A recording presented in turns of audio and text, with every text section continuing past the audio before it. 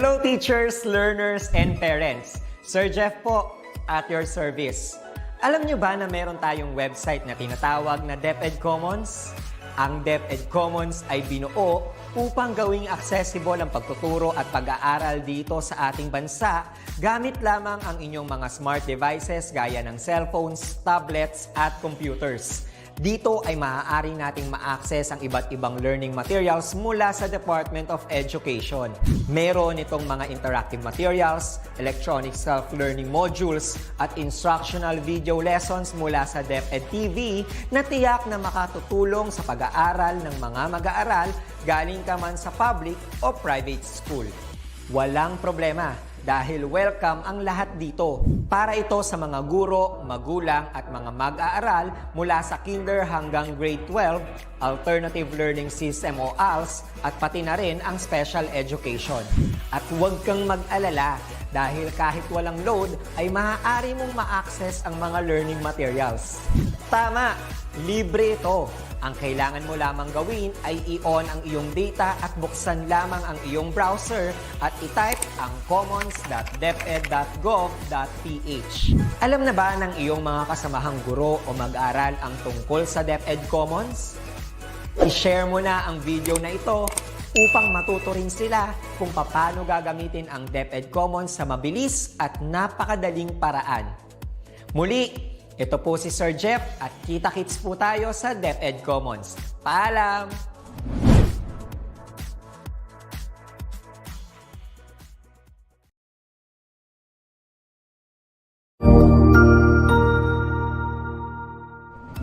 Magandang araw! Sir Wilbur po, at your service.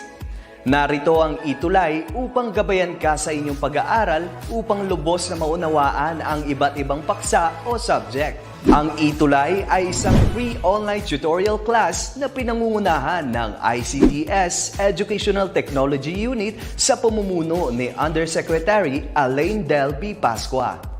Ang programang ito ay hindi lamang para sa mga bata, kundi ito rin ay magsisilbing gabay sa mga magulang at mga guro kung paano nila ituturo o gagabayan sa bawat asignatura ang kanilang mga anak o mga estudyante. Sa kasalukuyan, ang self-learning module mula sa rehiyon ng Calabarzon at kilala sa tawag na Pivot ang ginagamit sa ating ETUlay online class. Kaya ano pang hinihintay ninyo? Ihanda na ang inyong mga ballpen o lapis, papel o kwaderno at samahan kaming itulay ang pagkatuto para sa bawat batang Pilipino. Sama-sama tayong magtutulungan para malampasan ang mga hamon sa panahong ito. Halina't matuto kasama ang inyong online tutor sa oras na ito.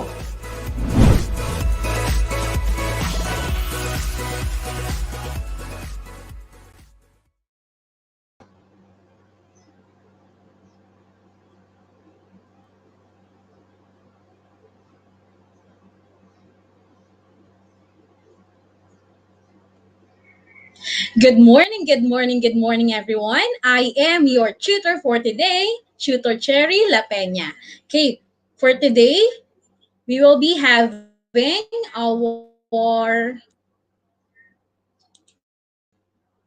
Science 4, Quarter 3, Week 1, which is, our lesson is all about effects of force on the shape and size of an object. Okay?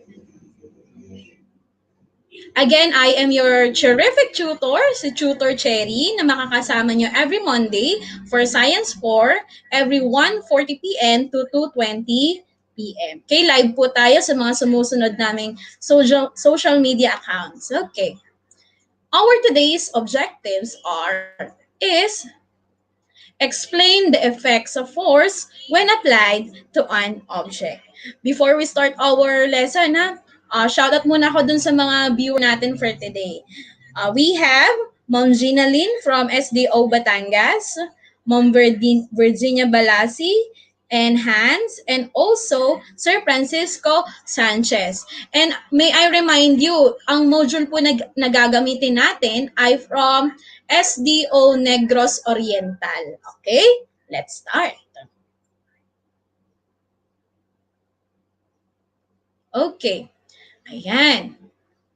Ano ang nakikita nyo sa screen? Or on the picture shows what? On the comment section, pwede po nating i-type kung ano ang nakikita natin. Yan. Hello po kay Ma'am Ileta and Ma'am Glenda. And kay Ma'am Margie. Ayan.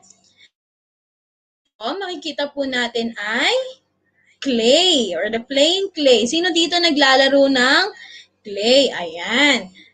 Tayo po ay sinishape yung mga clay na yan para makagawa ng mga iba't ibang klase ng hugis. Tama ba? Or different shape. Yes, sabi ni Ma'am Rose Ann at ni Sir Pang, animals and clay po. Ayan. Gumagamit din tayo ng iba't ibang material para siya ay makat or ma-shape siya into different kinds of object. Kung ano yung gusto nating object, di ba? Sinishape natin siya kung bilog, kung siya ay pahaba. Ayan. Ano nga ba ang dahilan bakit siya na-shape sa ganun paraan o sa kung ano ang gusto natin? That is the lesson natin for today. That is because of force. Ayan. But what is force, class? Force is a push or a pull acting on an object. We used force to perform various activities. Sabi dito, okay, kapag tayo ay nag-push at nag-pull, that requires a force. At ginagamit natin to sa lahat ng activity na ginagawa natin araw-araw. I will give you another example. Okay. When we say push, it is a force to move something or someone away from oneself, papalayo sa'yo. Ayan ha, yun ang push. For example, we have here roll. Pag nagpagulong daw tayo ng bola, that is push. Also, pag tayo ay nagsusulat at naguglo or nagdidikit ng mga materials or ng mga project natin, that is push. Also, kapag naglalagay tayo ng mga gamit sa bag natin or put away a book inside your bag, that is also an example of a push. Also, when you kick, yan, nagbato kayo, that is push. Okay. Eh, ano naman ang kabaliktaran ng push? Therefore, we have here pull. Ayan. Kung yung push ay papalayo sa'yo, yung pull naman ay papunta sa'yo. It is a force to move something or someone toward oneself, papunta sa'yo. Example ng mga activities na meron tayo sa pool, we have here zip. Ayan, pag nagsizipper tayo. Ayan. Okay, pag climb, pag pumapanik tayo. Also, kapag nagme-medyas tayo. That is an example of a pool. Also, kapag tayo ay kumukuha ng libro from a shelf, ayan, that is a pool. At kapag nagbubukas tayo ng pinto, that is also a pool. At kapag nagsisintas tayo ng tsinelas. Ayan. Yan, tama si RJ. Kapag ikaw ay nagbubukas ng pinto. Ayan. But what are the effects of this force? The force acting on object causes the object to change its shape or size. Kagaya nung sinabi ko kanina, di ba? Yung force, ginagamit natin siya para maiba yung shape, yung hugis niya, or yung size niya, or yung sukat niya, or yung laki niya. Ayan, di ba pag gumagawa tayo ng clay, nagbibigay tayo sa kanya ng force para maiba yung kanyang hugis para magawa natin yung mga shape na gusto natin. Pag gumagawa tayo ng animals, ayan. Di ba yung clay natin, kapag binili natin, rectangular lang siya in common. Pero kapag nilagyan natin yan ng force, pwede natin siyang ma-change yung shape niya at saka yung size niya. Okay? Next. Also, force can start moving. Ayan. Doon sa mga sanay mag-drive. Ayan. Di ba kapag tayo ay nagda-drive, papadyak natin yung clutch para ito ay mag-move forward. Pero naman, it could also stop moving. Ang pipindutin naman natin dito is yung brake. Ayan. And also, force needs to accelerate. Kailangan tayo maka-move forward. Kaya kailangan natin ng force. Kung matatandaan yung lesson natin, way back nung grade 3 tayo, di ba kapag magpupull tayo ng kariton or ng pushcart, no, it could accelerate. And also, it could decelerate or mahinto or umatras. Hello po kay Ma'am Danet and Ma'am Urbel from Holy Redeemer School, Dasmariñas, Cavite. Okay. What are the effects of force on the shape and size of an object? Okay. We have here 6 processes on how the force can affect the shape and size of an object. We have here bending, stretching, pounding, pressing, tearing, and squeezing. Okay. Let's start with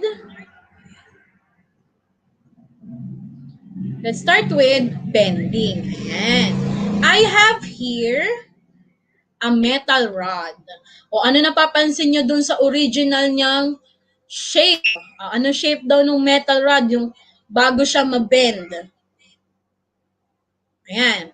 Anyone from the comment box, tingnan ko nga kung ano yung original shape ng metal rod bago siya mabend. Bago before. Ayan, hello po sa science teacher ni Leia na si Ma'am Angeline Robiso. Ayan. Diba, yung original shape no metal rod, tama si RJ, that is straight. Okay. Terrific ka, RJ. A metal rod is a solid material, matigas na bagay.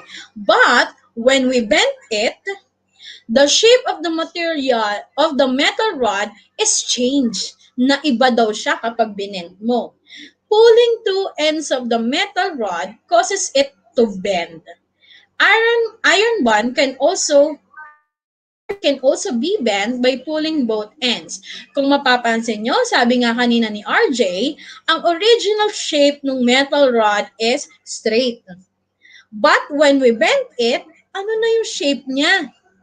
Para na siyang letter U, di ba? Therefore, it affects the shape of the metal rod. That is bending. You pull the two ends of the metal rod, therefore, the shape changes. Okay? Did you get it? Okay. Let's proceed to number 2. We have here stretching. Yan. O, ano naman yung stretching? Yan. Yung original na shape ng spring ay ganyan. Straight lang din siya. Okay. But when we stretch it, a string changes its shape and size when pulled or stretched. Other example, like rubber band, when stretched or pulled, it becomes longer and thinner. Di ba kapag in-stretch nyo yung spring na ganyan, mas mahaba siya compared to its original shape and size, di ba? O, ito, meron akong another example dito. Yan, kung naglalaro kayo ng goma or ng Sanrio. Pag yung original size ng Sanrio is circle. But when you stretch it, ano mangyayari? Ayan na. Ano na siya? Para siyang magiging oblong. Kasi na-stretch nyo na siya eh. Therefore, the shape of the rubber band changes from circle to oblong. Okay. Next one. We have here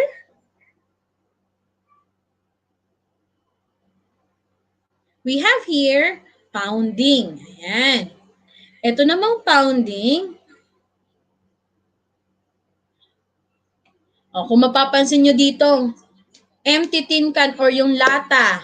Nung siya ay pinukpok, ano nangyari? Tingnan ko nga sa sa comment section kung ano nangyari nung pinukpok ng martilyo yung lata. Ayan. Okay? Ito, yung mga sagot nyo kanina, yan, tama yan. But here, doon naman sa pounding, nung pinupok natin yung empty can, sabi ni Urbel Pielago, napipi. Very good. Sabi naman ni Janelli Divine, it crashed. Ito, tingnan nyo to. Ayan. Ganyan na siya. It is called pounding. Pinukpok mo na siya. Therefore, the shape of that original empty can changes. At saka yung size niya, mas maliit siya compared doon sa original niya. Bago, pinukpok. Ayan, sabi ni Kian, ni Micah, and ni Lorna. Ayan, tama yung mga sagot nyo. Napipi, it becomes flat, it shrink, pwede rin siyang madestroy, masira. Okay. It is by the use of the hammer. The same effect will happen to a big stone that when hammered, different shape and sizes are produced. Ayan, sabi nga dito, kapag daw pinukpok mo ng yung malaking bato at pinukpok mo siya ng martilyo, di ba? Magiging siya ay smaller pieces. Therefore, the force change the shape and size of the object through pounding. Okay, meron dito another example si Tutor Cherry. Yan, gumagamit ba kayo niyan? Ano ba yung nakikita nyo? Sige nga, tingnan ko nga sa comment section kung nakakasunod tayo. Ano yung nakikita nyo sa picture? Okay? After it becomes thick, it becomes flat. Ngayon, sa picture na yan, ano yung nakikita nyo? That is, sabi ni Lizard, crusher ata.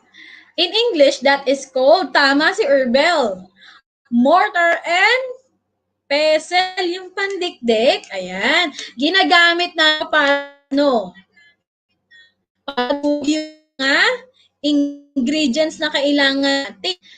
Specifically, kapag kailangan natin ng pamintang durog, tapos wala tayong pamintang durog, ang meron lang tayo, pamintang buo. Therefore, gagamit tayo niyan para siya ay madurog. Ayan, Therefore, the shape of that pepper becomes, smaller particles. Through pounding, na iba mo yung shape niya at saka yung size niya. Yes, sabi ni Lizelle, para madurog po yung ingredients. Very good. That's terrific. Yan. At para madurog po yung paminta. Very good. Yan. Next.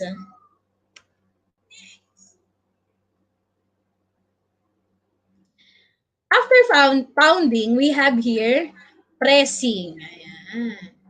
Ano naman kaya itong pressing? Ayan, itong stretch ball, kung mapapansin nyo, applying force like pressing a ball made of plastic material produce a change in shape and size. Ayan, di ba? Kapag pinipress natin siya, crumple na siya, para na siyang na-crumple. Hindi na siya perfect circle or perfect sphere. Kasi pinrest mo na siya eh.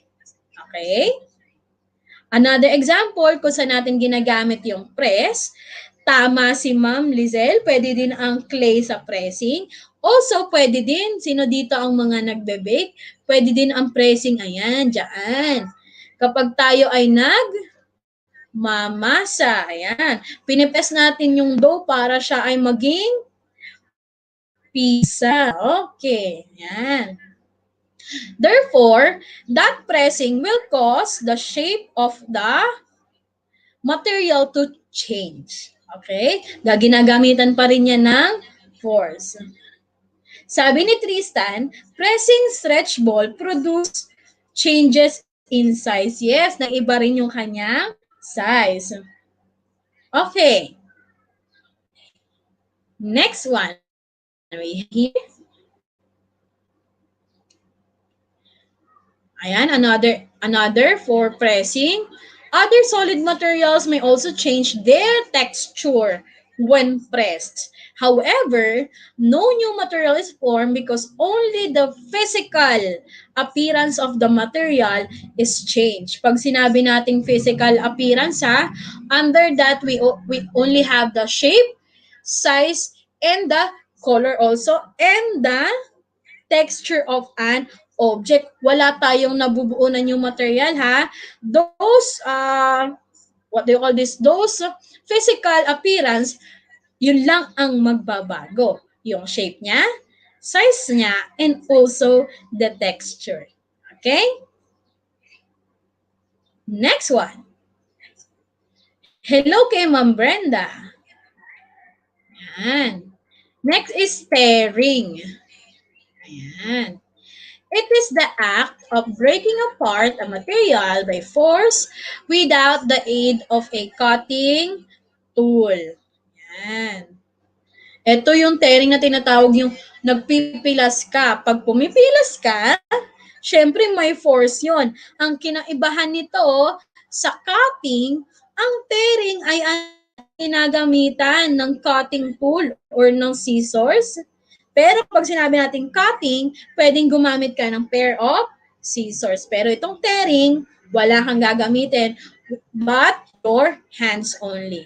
Okay, sabi ni Miguel, tearing a piece of paper. Siyempre, kapag pinilas mo yung papel niya, isang buo siya.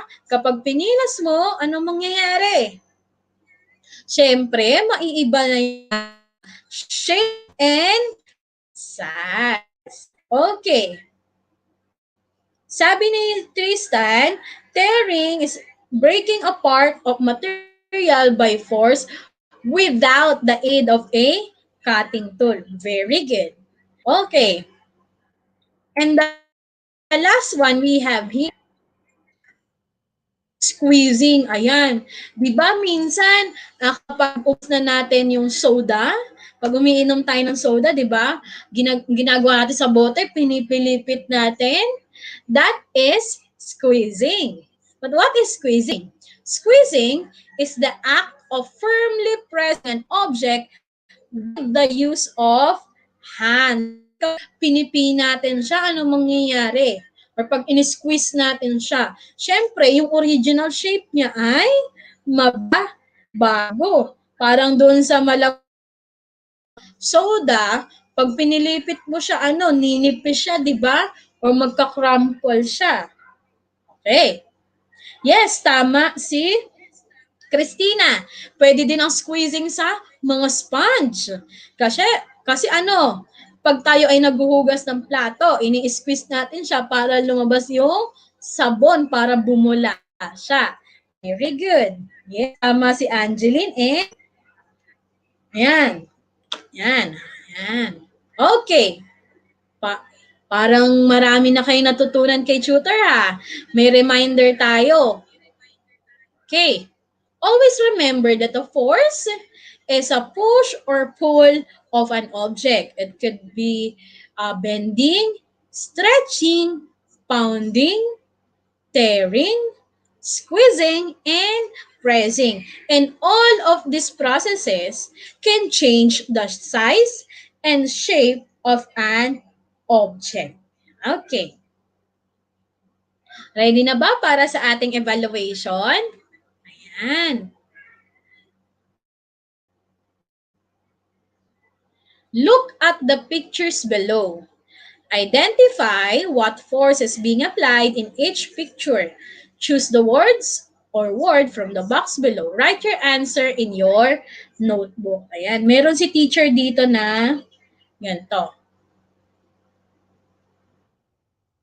Ayan, meron tayong mga pagpipilian dito. Ayan, tapos may ipapakita si teacher na picture. You choose your answer inside the box. Okay? Ayan, for number 1, what is your answer from the comment section? I will read your answers. Yan, nag-aano daw? Nag-aano ng dough? Nagbe-bake siya. Ano kaya yan? Is it pressing, pounding, squeezing, Tearing, stretching, bending, pulling, or pushing. Sabi ni enhance, pareho sila ng sagot, pressing daw. Also, sabi din ni Tyra and Dylan. Ayan, dahil pang sumasagot. Para hindi malito si teacher ha, lagyan nyo ng number. Number 1, your answer is pressing. Ganyan, parang yung ginagawa ni Lady. Yan, may number. Tignan natin if your answers are correct. Let's see. Pressing, that is pressing. Terrific. Okay, ready na ba for number 2? Ayan, number 2 na tayo ha. Number 2. Number 2, we have here. Number 2, we have here. Ayan. Ano kaya yan? Number 2. Anyone from the comment section? Tingnan natin. Lagyan nyo ng number ha, para hindi malito si tutor. Yan. Sabi ni Hans, number 2 is pulling. Pulling. Sabi naman nung iba, tearing. Sabi molding daw. Parang walang molding sa ating choices. Doon lang tayo sa choices natin pipili, okay? Sabi ni Alexandra, that is pounding. Ayan, parang puro pounding na ang sagot. Kasi you use mortar and pestle. 'Di ba? That is, tingnan natin. That is pounding. Terrific. Ayan, tama si Karen, si Tristan, Lawrence, Delan, Milagros, and Lilibet. Okay, for number 3. Number 3, ayan, ano kaya yan? Lagyan nyo ulit ng number ha. Ayan, pili kayo sa mga choices inside the box kung ano yan. Lagyan ng number para hindi malito si teacher, si tutor, para alam ko kung tama ang sagot nyo. Number 3, sige nga, tignan ko sa comment section kung ano ang sagot nyo. Sabi ni Christine, stretching. Sabi ni Miss Valencia, stretching. Alexandra, Tristan, yan, ang dami na, puro stretching na. Yan, sabi din ni Ma'am Lorna, stretching. Let's see if your answers were correct. Okay.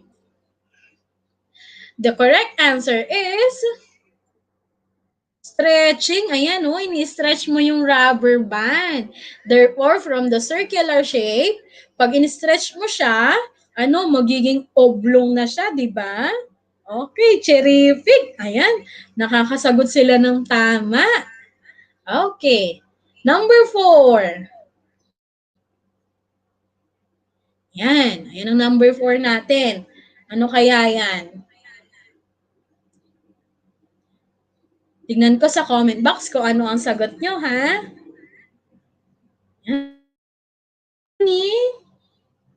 And lagyan natin ng number para hindi tayo malilito, ha? Number 4 na tayo. Ang bibilis talaga nila Hans, ni Christine at Corbel. Ang sagot nila ay tearing. Ano naman yung iba? Ano ang sagot ng iba? Sabi ni Jacob, tearing din. Halos lahat ang sagot ay tearing. Parang tignan nga natin kung ano ang tamang sagot. The correct answer is tearing. Ayan, di ba pinipilas mo siya with the use of your hands. Ayan. That way, may iba yung...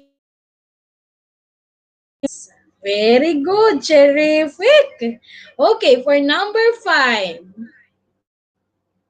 We have here, ayan, tingnan nga natin kung ano ang sagot ng ating mga learners.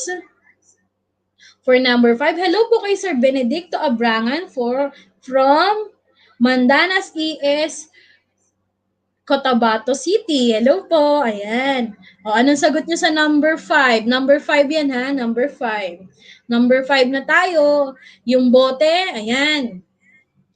Sabi ni Lovely, ni Ata, And ni Ana, squeezing daw. Ano naman kaya ang sagot ng iba? Sabi ni Jack, Karen, Chanel, Glenda, and Janelli, that is squeezing. Tingnan natin kung tama ang sagot ninyo. Okay. The correct answer is squeezing. Terrific. Ayan. Parang ready na kayo for our activity ha. Ayan, meron tayong activity dito ha. The title of our activity is What I Become. All we need to do is we change the shape of the material by applying force on it. And number 3, we fill out column B with what you did to change the shape of the material. And number 4, fill out column C with changes that took place after you have applied force on the material. Ayan. Yan, meron tayo ditong iba't ibang klase ng materials. Number 1 tayo, sponge. What did I do to change the shape of the material? Example, you press it. Okay, ano daw yung naiiba niya? It changed the shape of the material. Yung sponge din, pwede din natin siyang i-squeeze, di ba? Pwede din squeeze yon. Kaya yung sagot nyo, pwedeng more than one. Okay? Next, we also have here, modeling clay. O, ayan, ano ang sagot nyo sa modeling clay? Hello po kay Ma'am Maria Dice from Eastern Samar. Hello po. Yan, sabi ni Kian, squeeze daw natin. Yes, i-squeeze natin yung sponge. O, number 2 na tayo, modeling clay. O, ano yung gagawin natin dyan? Tearing ba? Pressing ba? Stretching? Pounding? Ano doon? Ang sagot ni Ma'am Ed, squeezing. Yes, that's for sponge. O paano naman sa modeling clay? Okay. Sabi ni Michelle and Narl, it could be pressing or stretching. Di ba pag yung clay, pag gusto mo siya, ginagawa mo siyang snake, pe-press mo siya, tapos i-stretch mo siya. Therefore, the answer could vary from pressing and stretching. And in that way, you also change the shape of the material. Okay, next, we have here paper. O, ano daw ang gagawin natin sa paper, sa papel? Sabi ni Violeta, tearing. Ayan. Tignan natin yung iba. Number 3, paper. Anong process ang gagamitin natin sa paper para mabago ang kanyang shape and size? Sabi ni Shane, tearing. Sabi din naman ni Christina and ni Lovely, tearing. Tignan natin kung tama ang sagot nila for number 3. The correct answer is tearing. Very good. Siyempre, di ba pipilasin mo siya? Yan. Without the use of scissors, ha? Pilasin mo lang siya. That way, mababago yung kanyang shape. Ayan. Tignan ko nga yung sagot ng iba. Yan, tama. Puro sila tearing. Ayan. Okay. Next, number 4. Number 4 na tayo, ha? Number 4. We have here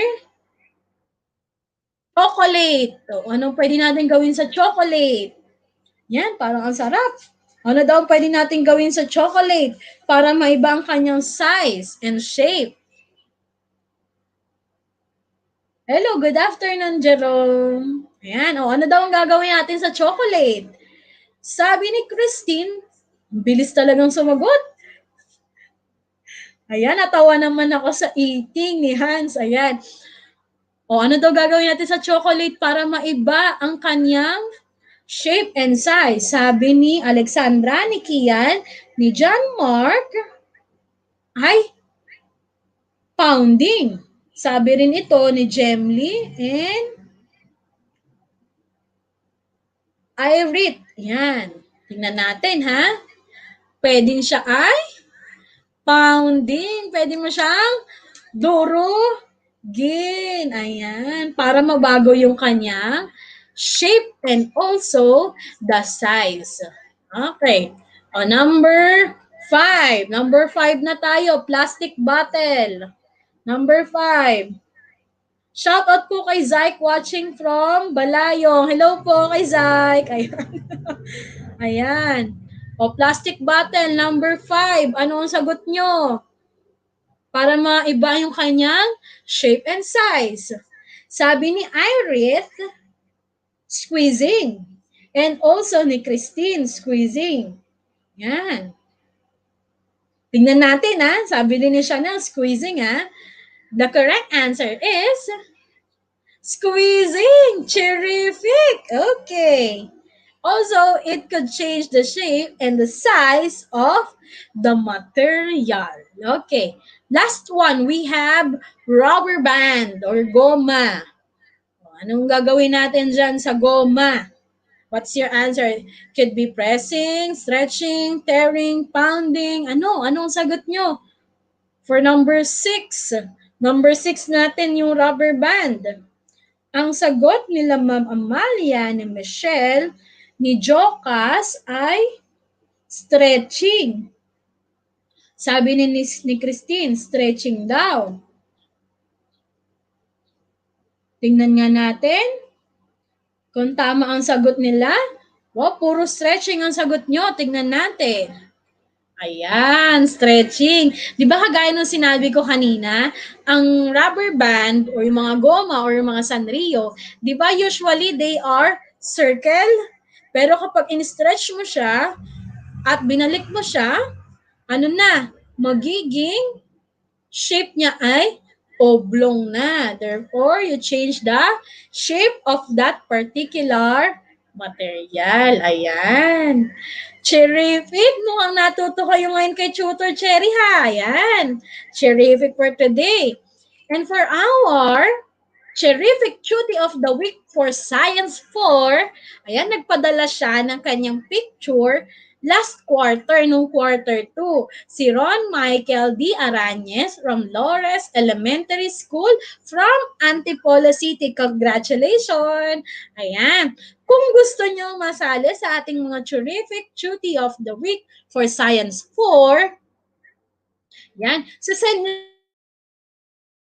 akin, yan sa mga following social media accounts ko and sa aking email, yung picture nyo na nanonood ng ating Science 4 and other ETUlay tutorials sa inyo lang sa akin para ma-feature kayo sa ating mga sumusunod na episodes. Okay?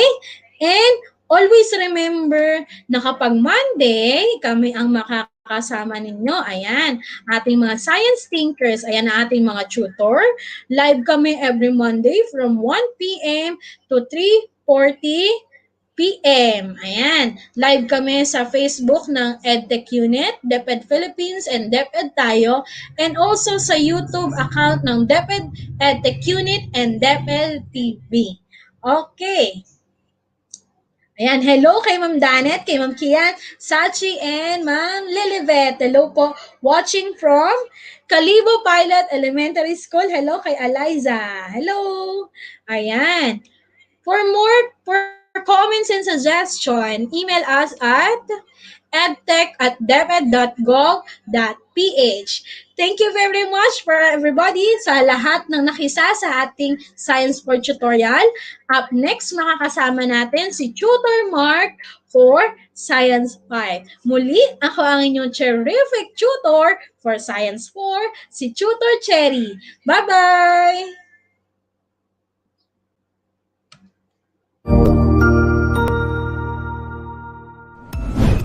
Sigurado ako na marami ka na namang natutuhan sa ating ETUlay tutorial session ngayong araw. Tandaan, ito ay hindi lamang para sa ating mga mag-aaral, kundi pati rin sa ating mga minamahal na guro at mga magulang na kaagapay natin para maituloy ang pagkatuto sa kabila ng nararanasang pandemya. Patuloy ding sumubaybay sa DepEd TV para sa mga araling ginawang video episodes. Mapapanood ito mula Lunes hanggang Sabado, alas 7 ng umaga hanggang alas 7 ng gabi sa inyong mga telebisyon. Abangan bukas mula alauna ng tanghali ang iba pang aralin sa ating ETUlay free online tutorial session sa English. I-like and subscribe at manatiling nakasubaybay sa ating ETUlay tutorial session sa DepEd Edtech Unit FB page at Educational Technology Unit channel sa YouTube at sa DepEd Tayo at DepEd Philippines social media accounts. Paalam!